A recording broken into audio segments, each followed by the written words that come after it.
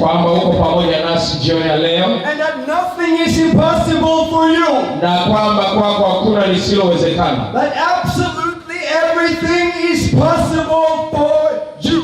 na kwa uhakika kabisa kila kitu kinawezekana kwako. And I pray Ninaomba that everyone here today kwamba kila mmoja aliyeko hapa leo will experience this, ataweza kukutana na hiki, that God is an almighty God, kwamba Mungu ndiye Mungu mwenye nguvu, that there is absolutely nothing impossible for him, kwamba kwake bila shaka hakuna lisilowezekana, that those who came here with a sickness, na wale waliokuja hapa wakiwa na magonjwa, you who came here with fear or anxiety, umekuja hapo ukiwa na hofu na mashaka, you will be complete healed and set free tonight. utaweza kuponywa na kuwekwa huru jioni ya leo. And I ask you, Heavenly Father, Na ninakuomba ewe Baba yetu wa mbinguni, that as I start to teach your word, ninapoanza kufundisha neno lako, that you will walk around in the bank, around here, kwamba utaanza kutembea katikati yetu, and while I teach and speak your word, na wakati nitapokuwa nikifundisha na kulinena neno lako, you will start to heal people here, utaanza kuwaponya watu hapa, that you will start to anoint people here, kwamba utaanza kuwapaka mafuta watu mahali hapa, you will start to restore people here. na kwamba utaanza kuwarejesha watu hapa. Amen. Amen. Amen. Amen. I want to start with teaching, Nataka tuanze na mafundisho, and then I will go on to preaching His word. na tutaelekea kuhubiri neno la Mungu. Amen. Amen. Let's go to Hebrew Twende katika Waebrania, chapter 10. Waebrania sura ya 10. If you have your Bible, Kama una Biblia yako, open your Bible. fungua Biblia yako. You know it says in the Acts of the Apostles, Unajua katika Matendo ya Mitume Biblia in inasema verse 17, katika sura ya 17, chapter 17, Acts, Matendo ya Mitume, chapter 17, Matendo ya Mitume sura ya 17, verse 11. mstari Verse 11. Verse 11. mstari wa 11. It says Biblia inasema that they received the word. watu hawa walipokea watu hawa walikuwa waungwana They received the word kuliko wale wa Thesalonike, kwa kuwa walilipokea lile neno with all readiness kwa uelekevu wa moyo, and searched the scripture daily wakayachunguza maandiko kila siku, to find out waone kwamba whether these things were so. mambo hayo ndivyo yalivyo. So they received the word with all readiness. Hivyo walilipokea neno kwa uelekevu. I pray that you will do the same. Naomba kwamba na wewe utafanya hivyo hivyo. But at the same time, Na kwa wakati huo they searched the scripture daily waliyachunguza maandiko kila siku, to find out if it was so. ili waone kwamba hivyo ndivyo yalivyo. I want you to be good students of the Bible. Nataka uweze kuwa mwanafunzi wa Biblia. You receive the word, Unapolipokea neno, but also go read it yourself. lakini nenda usome wewe mwenyewe pia. You cannot just listen to the preacher. Wewe upaswi tu kuwa unasikiliza ubiri peke yake, Because if I speak something kwa sababu nitaponena jambo fulani that is different from the word, ambalo ni kinyume na neno la Mungu, you shall believe the word lazima uamini ile neno before me. mbele yangu. Okay, because Bible is the truth. Sawa, lakini kwa sababu Biblia ndio kweli. Jesus saying in John 17:17. Yohana anasema katika Yohana sura 17. Yesu anasema katika Yohana 17:17, Sanctify them in your truth. watakase kwa ile kweli. And he says your word is truth. Maana neno lako ndio kweli. His word will sanctify you. Neno lake litakutakasa. Okay, now we start. Sasa anasema We go to Hebrew. Hebu twende katika Waebrania, Chapter 10. Waebrania sura ya 10, Verse 14. mstari wa 14. It says, Inasema hivi, For by one offering, suffering. Read the whole verse then. Okay. He has perfected forever those who are being sanctified. 10:14. Okay? Yes? 10:14. Yes. Maana kwa toleo moja amewakamilisha hata milele hao wanaotakaswa. It says Anasema that by one offering, kwa toleo moja, toleo moja he has sanctified. aliwakamilisha, No, sorry, he has perfected forever. aliwakamilisha hata milele. He says he has perfected forever Biblia inasema aliwakamilisha hata milele those who are being sanctified. hao wanaotakaswa. It means that you who are being sanctified, Inamaanisha wewe umetakaswa, he has perfected himself forever amekukamilisha wewe milele by one offering. kwa sadaka moja. You get it? Unapata hiyo? Okay, now we go to verse 10. Sawa, turudi mstari wa 10. Remember what I just read. Kumbuka tulichokisoma. As we together we read verse 10. Na kama tuko pamoja tusome tena. It says, by that will we have been sanctified through the offering of the body of Jesus Christ once for all. Katika mapenzi hayo mmepata utakaso kwa kutolewa mwili wa Yesu Kristo mara moja tu. So here we read Hapa tunasoma that we have been sanctified tumepata utakaso by that will. kwa mapenzi hayo. Whose will?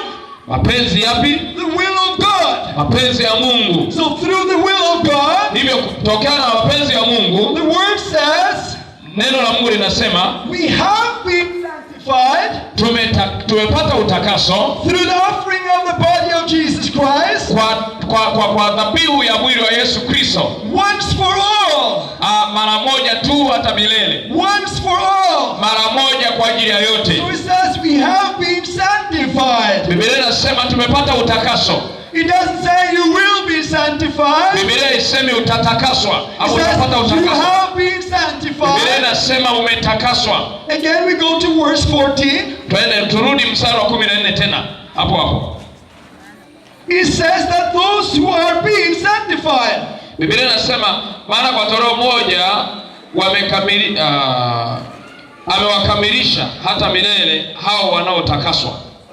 It says that those who are being sanctified, Biblia inasema hao wanaotakaswa, he himself, yeye mwenyewe he has perfected forever. amewakamilisha hata milele. But in verse 10 we read that we have already been sanctified. Lakini anasema kwamba sisi sote tumepata utakaso. It means you have been perfected forever. Inamaanisha kwamba umekamilishwa hata milele. What? Nini? You know, does that mean that we cannot do anything? We can never fail? Unajua hapa Biblia inamaanisha kwamba hatupaswi kufanya lolote. No. Hapana. Does that mean if you read Kama ukisoma in John, katika Yohana, first epistle of John, verse chapter 3, waraka wa kwanza wa Yohana sura ya 3,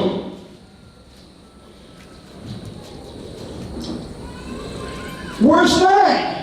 mstari wa 9. First epistle of John, Waraka wa kwanza wa Yohana, 3rd chapter, sura ya 3, verse 9. mstari wa 9. It says, whoever has been born of God does not sin. Biblia inasema kila mtu aliyezaliwa na Mungu hatendi dhambi, For his seed remains in him, kwa sababu uzao wake wakaa ndani yake, and he cannot sin, wala hawezi kutenda dhambi, because he has been born of God. kwa sababu amezaliwa kutokana na Mungu. So the Bible says Hivyo Biblia inasema that those who are being born of God, kwamba wale waliozaliwa na they Mungu do not sin. hawatendi dhambi, And the Bible says na Biblia inasema they cannot sin. hawawezi kutenda dhambi. Oh, this is confusing. Hasa hii ni kutuchanganya. It says that you cannot sin. Biblia inasema huwezi kutenda dhambi tena. Because you'll be perfected forever. Kwa sababu umekamilishwa hata milele. What? Nini?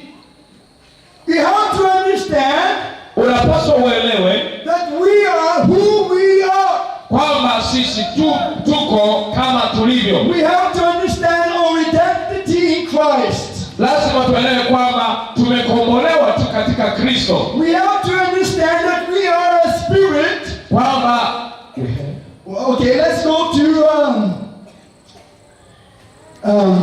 let's see. 1 Corinthians 15. Wakorintho wa kwanza sura 15. Verse 45. Mstari wa 45. 1 Corinthians 15. Wakorintho wa kwanza 15:45. Verse 45. Mstari wa 45.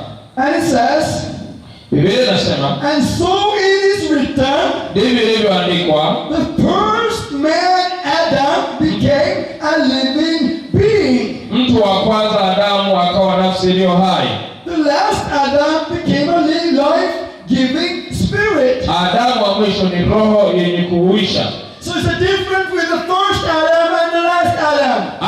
Tofauti Adamu wa kwanza na Adamu wa mwisho. The first Adam, he became a living being. Adamu wa kwanza alifanywa kuwa mwanadamu aliye hai. But the last Adam, lakini Adamu wa mwisho, Jesus, Yesu Kristo, he became a life-giving spirit. Adamu wa mwisho ni roho yenye kuhuisha. Okay, whoever 46, however the spiritual is not first, but the natural, and afterward the spiritual. Lakini Wakorintho wa kwanza sura ya 5 anasema, lakini hautangulii ule wa roho bali ule wa asili, baadaye huja ule wa roho. The first man was of the earth, made of dust. Mtu wa kwanza atoka katika nchi ni wa udongo. The second man is the Lord from heaven. Mtu wa pili atoka mbinguni. As was the man of dust, so are also those who are made of dust. Kama alivyo yeye wa udongo, ndivyo walivyo walio wa udongo, na kama alivyo yeye wa mbinguni, ndivyo walio wa mbinguni. And as is the heavenly man, na kama walivyo wa mbinguni, so also are those who are heavenly. ndivyo walivyo wale walio wa mbinguni. As also are those who are heavenly. Ndivyo walivyo wale walio wa mbinguni.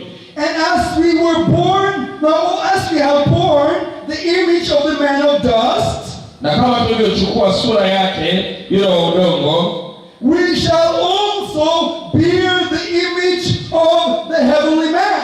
kadhalika tutaichukua sura yake yeye aliye wa mbinguni. Amen. Amen. You have received a new identity.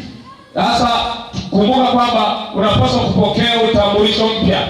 In 2 Corinthians Wakorintho wa pili 5:17, sura ya 5 mstari wa 17, it says that we are a new creation. inasema kwamba sisi tumefanyika kuwa viumbe vipya. You have become something completely new.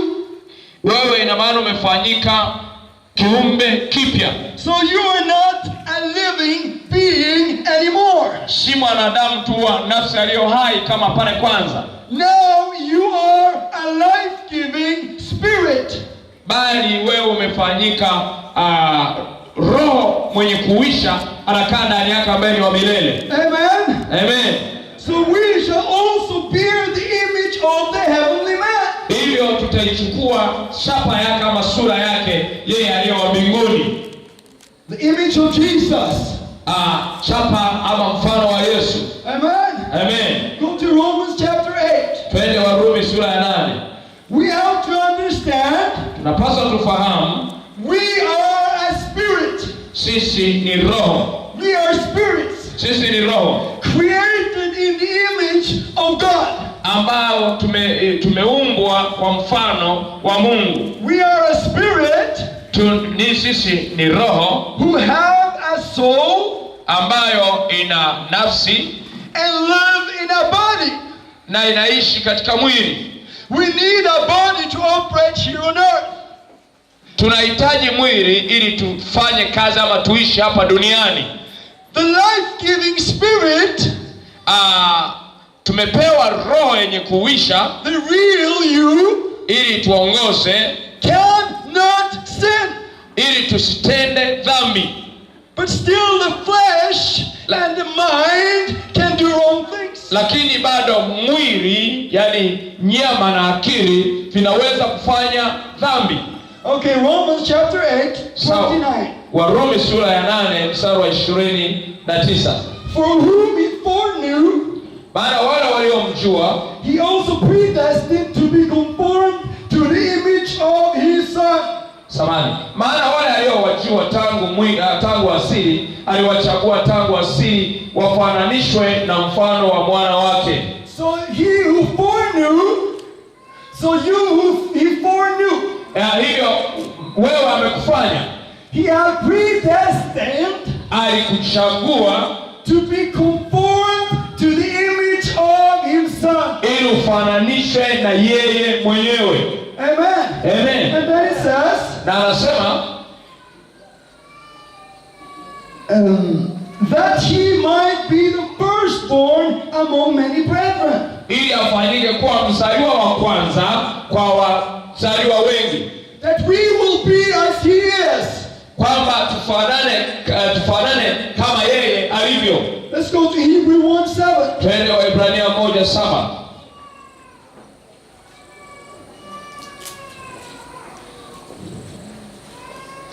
It says, who makes his angels spirits. Na kwa habari ya malaika asema, afanyaye malaika wake kuwa pepo, and makes his ministers a flame of fire. Na watumishi wake kuwa miali ya moto. The Bible says, Biblia inasema, that God is a consuming fire. Mungu ni moto ulao. And he wants to make his servants, you, na anataka kukufanya wewe mtumishi wake, a flame of fire also. Uweze kufanyika kwa mwali wa moto pia.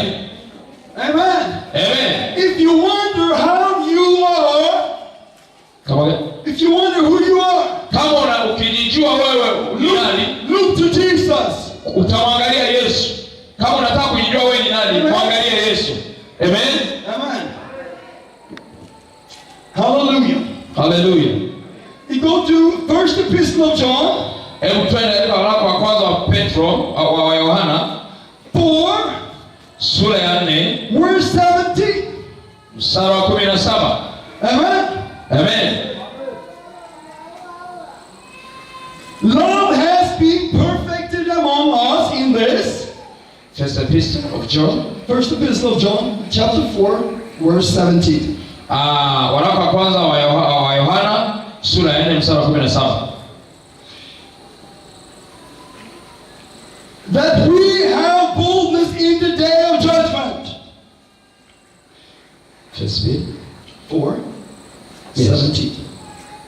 Okay. Just read the whole verse. Love has been perfected among us in this, that we may have boldness in the day of judgment, because as he is, so are we in this world. It's different to what is read. What is this? 17. Naona anachosoma ni kama kinatofautiana. Acha nisome hicho alichosoma hapo. Katika hili pendo limekamilishwa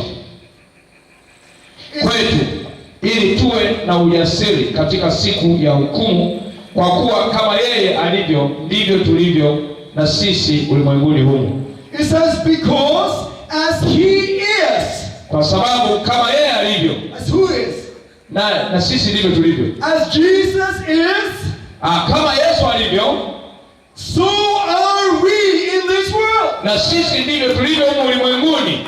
You have to understand, unapaswa ufahamu hili. Identity in Christ. Wewe una utambulisho mpya. Exactly as Jesus is, vile kama Yesu alivyo, so are we in this world. na sisi ndivyo tulivyo humu ulimwenguni. Not your body and mind, sio mwili wako na akili zako, but this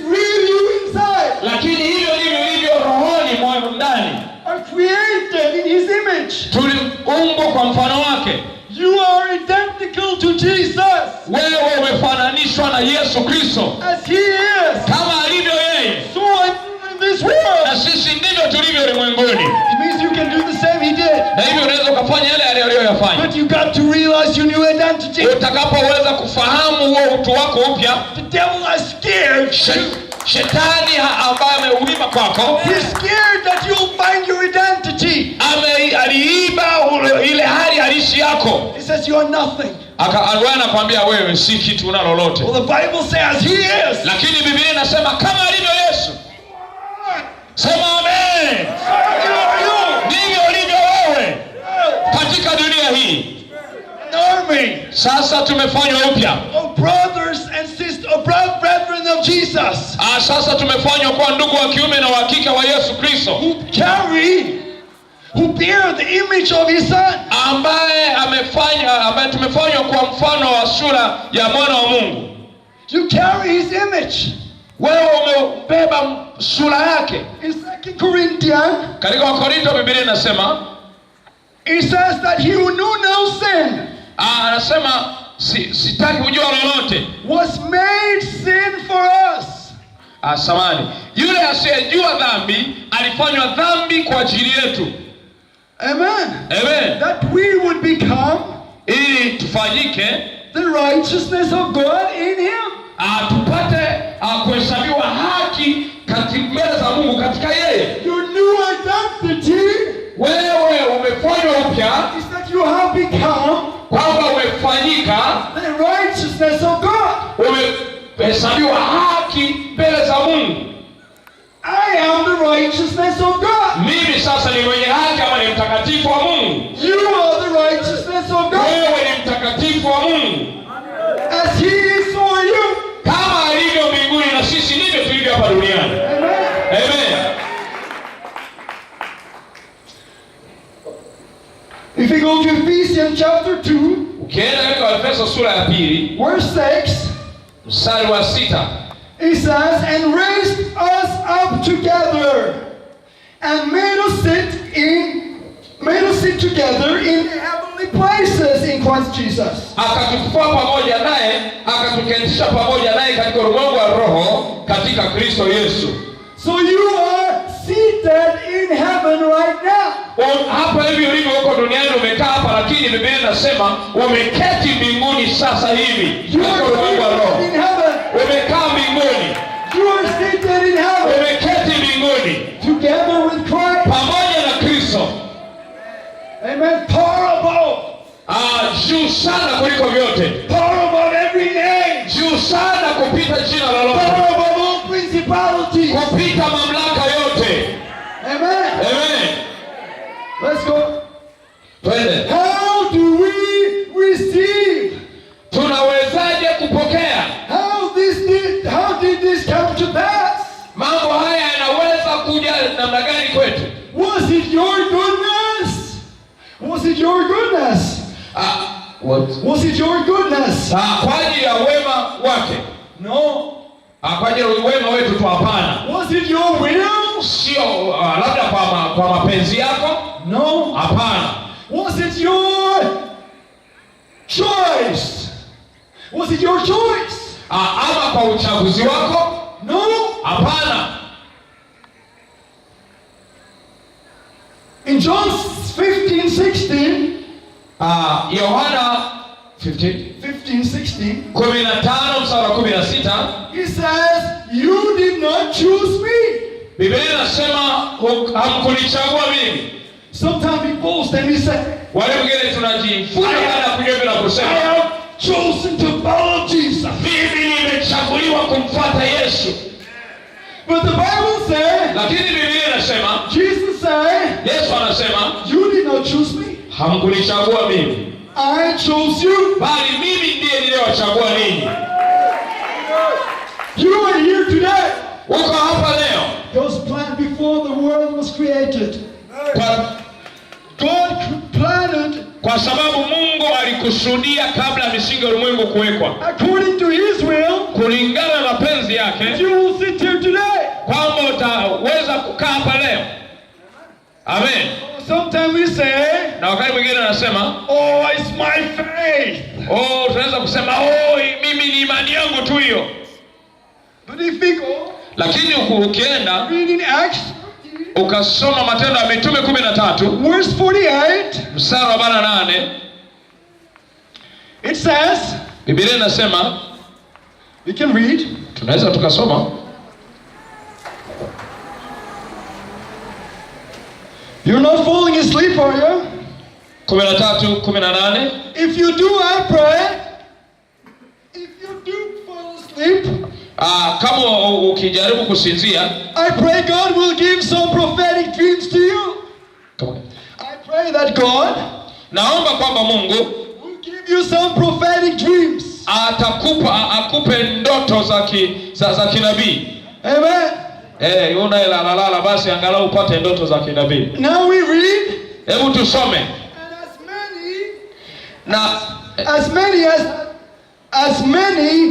have been appointed to eternal life believed.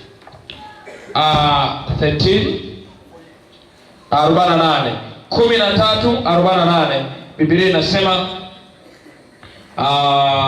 mataifa waliposikia hayo wakafurahi, wakalitukuza neno la Bwana, nao waliokuwa wamekusudiwa uzima wa milele wakaamini. It doesn't say Biblia haisemi that they was appointed because they believed. Biblia inasema kwamba walichaguliwa kwa sababu waliamini. It says they believed because they were appointed. Biblia inasema waliamini kwa sababu walikuwa wametangulia kuchaguliwa. So also faith is by the grace of God. Hivyo imani inafungamanishwa na neema ya Mungu. It's a gift from God. Ni zawadi kutoka kwa Mungu. We boast and oh, look at my faith. Wakati mwingine tunajivunia kusema, angalia imani yangu ni kubwa. But you believe because you were appointed to. Lakini wewe tu una imani, umeamini kwa sababu ulishatanguliwa kuchaguliwa kabla msingi wa Mungu kuwepo. That's why the Bible said there's nothing to boast about. Hivyo Biblia inatuambia tusijisifu lolote. There's no honor for us to take. Hakuna lolote linaloweza kujisifia. Because it's all Him.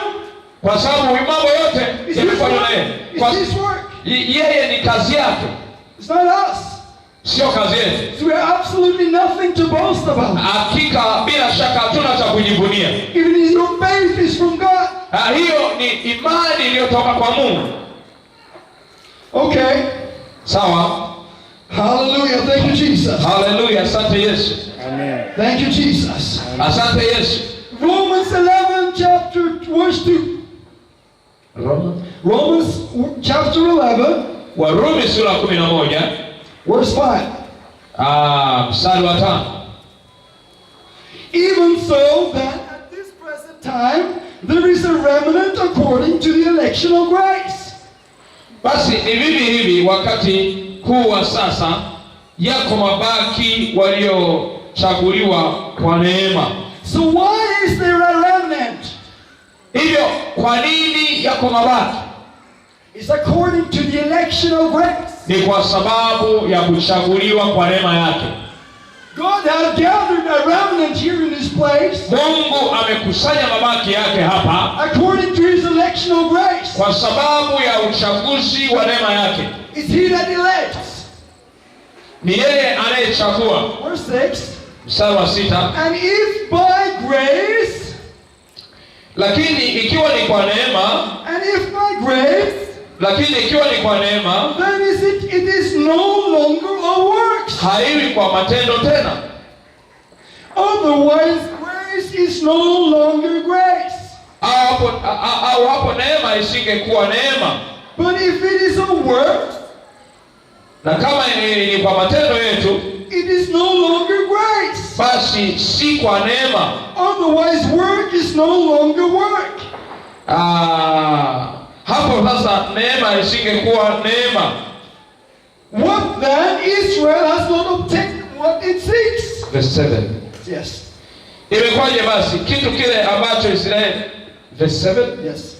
Imekwaje basi kitu kile ambacho Israeli alikuwa akikitafuta kwa hakukipata, lakini wale waliochaguliwa walikipata, na wengine walitiwa uzito. but the elect have obtained it. Wale waliochaguliwa walikipata.